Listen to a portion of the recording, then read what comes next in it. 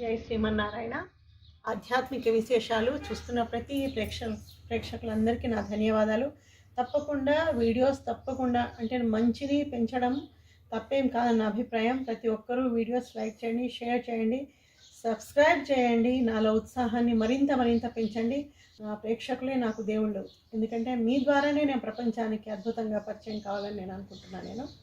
అలాగే ఈరోజు ముఖ్యంగా భారతీయులందరూ కంగ్రాట్స్ చెప్పాల్సిన సుదినం ఏంటి అంటే, మనం అనుకుంటాం కొంతమంది కుమారులు పుడతారు, వాళ్ళు ఆ తల్లిదండ్రులు ధన్యులు, ఏ జన్మలో ఏ పుణ్యం చేసుకుంటారో. భక్త ప్రహ్లాదుడు తీసుకోండి, మార్కండేయుడు తీసుకోండి. అలాగే ఈరోజు విశ్వ వేదిక పైన మన ఇండియన్ సినిమాలో ఒక పాటకి గోల్డెన్ గ్లోబల్ అవార్డు వచ్చింది. ఎంత అద్భుతం చూడండి అది.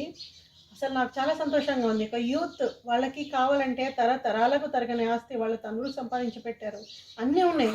కానీ వాళ్ళు స్వశక్తితో ఈ పైకి ఎదిగి ఇప్పుడు ఒక 35 ఏళ్ల యువకులు అనుకుంటాను వాళ్ళిద్దరూ, రామ్ చరణ్ కానీ ఎన్టీఆర్ కానీ, వాళ్ళకి విశ్వవేదికమైన ఆ పాటకి గ్లోబల్ అవార్డు రావడం అనే భారతీయులుగా మనం నిజంగా గర్వించదగ్గ విషయం. ఇది చూసిన తర్వాత నాకు వీడియో చేయాలనిపించింది.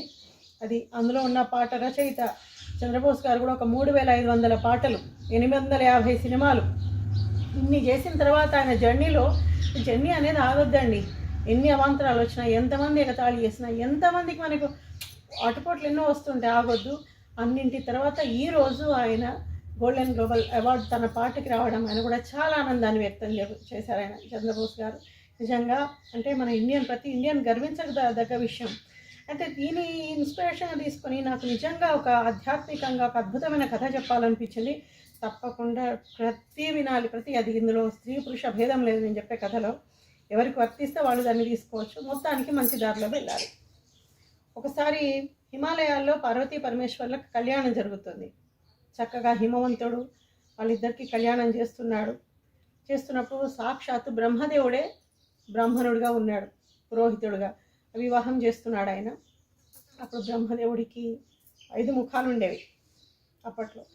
5 ముఖాల్లో అటు తంతు చేస్తున్నారు, కానీ 5 ముఖాల్లో ఒక్క ముఖం మాత్రం, ఆ ముఖం పార్వతీదేవి అక్కడ తంతు చేస్తున్నారు, పెళ్లి తంతు. కానీ అమ్మవారి సౌందర్యానికి ఒక రకమైన మోహం ఆవహించింది బ్రహ్మదేవుడికి. అదే పనిగా ఆ ముఖము చూస్తున్నాడు పార్వతీదేవిని, ఆ ముఖ సౌందర్యాన్ని.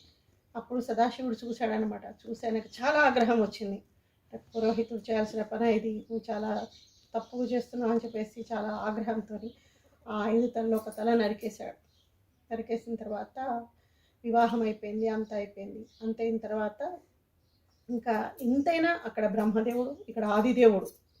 అయినా ఆగ్రహం అది ఆగలేదు. తప్పు చేస్తే ఏదైనా దేనికైనా ఫలితం అనుభవించక తప్పదు అని చెప్పేసి ఏదైతే చంపేశాడో, ఆ చంపిన తర్వాత సంహరించిన తర్వాత ఆయనకు పరమశివునికి బ్రహ్మహత్య పాతకం చుట్టుకున్న తర్వాత ఆయన ఎలా పోగొట్టుకోవాలి, ఈ దోషం నుంచి నేను ఎట్లా నివృత్తి చేసుకోవాలని బాగా ఆలోచిస్తున్నారు. ఆయన ఆలోచిస్తుంటే అప్పుడు దేవతలు చెప్పారు, పరమేశ్వర, ఆది మధ్యాంతరహితుడివే, నీకు తెలియందేముంది ఆదిదేవా, ఈ బ్రహ్మహత్య పాపం పోగొట్టాలి అంటే నువ్వు తప్పనిసరిగా ఇంటింటికి వెళ్ళి, అంటే ఎన్ని ప్రదేశాలు తిరుగుతావో మాకు తెలియదు, అన్ని ప్రదేశాల్లో నువ్వు వెళ్ళి భిక్షం ఎత్తుకోవాలి. ఒక పాత్ర తీసుకొని ఎక్కడైతే ఆ హత్య నీకు ఎప్పుడైతే ఆ బ్రహ్మహత్య పాతకం పోతుందో అక్కడే తల కింద పడిపోతుందని చెప్పారు వాళ్ళంతా. చెప్పగానే ఆయన పరమేశ్వరుడు తిరుగుతున్నారు. అందులో విష్ణుమూర్తి కూడా ఇందులో ఇంకొక చిన్న కథ ఉంది. హిమాలయాల్లో బద్రీనాథ్ ఉంటుంది, తర్వాత అందులో నారాయణవనం ఉంటుంది. ఇదంతా హిమాలయాల్లో ఉన్న ప్రతి అణువు హిమవంతుడు పార్వతీ పరమేశ్వరుల కళ్యాణంలో అల్లునికి సంతోషంగా ఇచ్చిన ప్రదేశం, అదంతా కానుకగా అనమాట.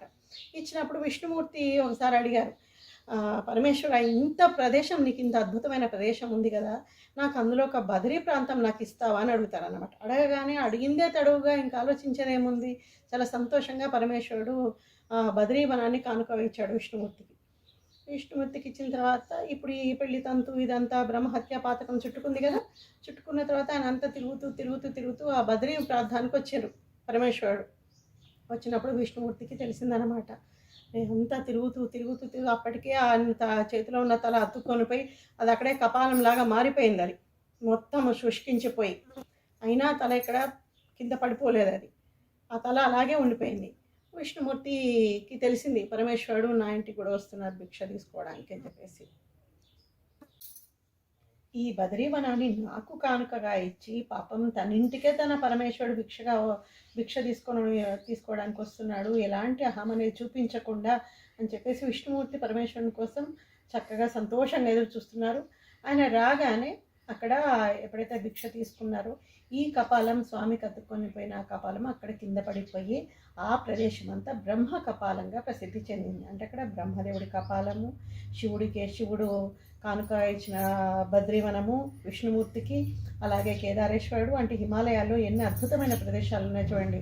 ప్రతి భారతీయుడు సందర్శించదగ్గ స్థలాలు అన్నమాట ఇవన్నీ. ఈ కథ నేను ఎందుకు చెప్పాను అంటే, ఇప్పుడు తీసుకున్న గోల్డెన్ గ్లోబల్ అవార్డు ఎవరైతే పిల్లలిద్దరు అబ్బాయిలు తీసుకున్నారో దానికి దీనికి ఎందుకు చెప్పానంటే, యువతనం అనేది పెడతోవలు పట్టకూడదు ఎప్పుడు కానీ. భగవంతుడు రామాయణాన్ని ఆదర్శంగా తీసుకోవాలి ప్రతి భారతీయుడు. తీసుకొని దానికి తగ్గట్టుగా భగవంతుడే అవతారం ఎత్తి ఏదైతే మనకు చూపించాడో దాని ప్రకారం బ్రతకడాన్ని చూపించాలి, కానీ పక్కదోవలు పట్టేసి మొత్తం అంతా జీవితాన్ని చిన్నాభిన్నం చేసుకోవడం కరెక్ట్ కాదని నా అభిప్రాయం అన్నమాట. అంతటి బ్రహ్మదేవుడికే తప్పలేదు పరస్త్రీ వ్యామోహం అనేది ఉంటే, అలాంటిది మామూలు మానవుల మనమెంత. అందుకని చెప్పేసి దానికి ఈ గోల్డెన్ గ్లోబల్ అవార్డుకి ఇది అనుసంధానం చేసి ఈ అద్భుతమైన కథ నేను మీ ముందు ఉంచానన్నమాట. తప్పకుండా ఈ కథ వినాలి అందరూ.